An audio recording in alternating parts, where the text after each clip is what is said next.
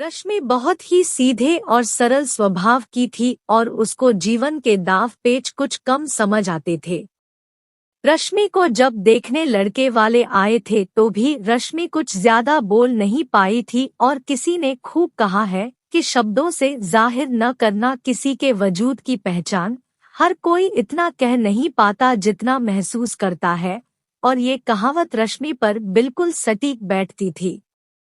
लड़के वालों को रश्मि की सादगी पसंद आ गई और बात पक्की हो गई। शादी के बाद पहली दिवाली आई तो रश्मि की सास शकुंतला जी, जो बहुत ही सुलझे हुए विचारों की थी, वो बोली कि रश्मि कल हम बाजार चलेंगे और सुधा के ससुराल में जो भी दिवाली के तोहफे देने हैं वो खरीद लाएंगे। पहले मैं अकेली जाती थी, अब मैं तुम्हारे साथ जाऊंगी।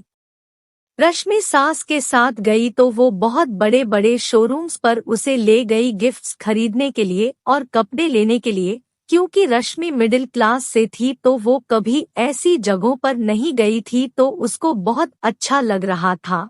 सब उसकी सास की इज्जत कर रहे थे क्योंकि वो उनके यहाँ अक्सर आया जाया करती थी। जहाँ ये सब रश्मि को अच्छा लग रहा था, वही उसका दिल बैठा जा रहा था कि उसके मायके वाले इन सब की बराबरी कैसे करेंगे, क्योंकि दिवाली के बाद भैया दूज थी और जब उसकी ननद के लिए इतना सब हो रहा था तो उनको भी शायद उम्मीद हो जाए। रश्मि ने बातों बातों में अपने घर पर ये बात रखी तो उसकी माँ, जो कि एक विधवा थी, उन्होंने अपनी चूड़ियाँ गिरवी रखकर रश्मि के लिए गोल्ड बनवा दिया और दिवाली पर उसके भाई भाभी को सामान लेकर भेजा। सबने खाना खाया और रश्मि किचन में बर्तन रखने गई तो शकुंतला जी ने कुंदन, रश्मि का भाई, से एक बात कही, बेटा अगर बुरा न मानो तो एक बात कहूँ। जी आंटी जी कहिए। ये जो भी कुछ तुम लाए हो वो मैं जानती हूँ अपने सामर्थ्य के बाहर से लाए हो, क्योंकि हर लड़की अपने मायके का मान चाहती है अपने ससुराल में।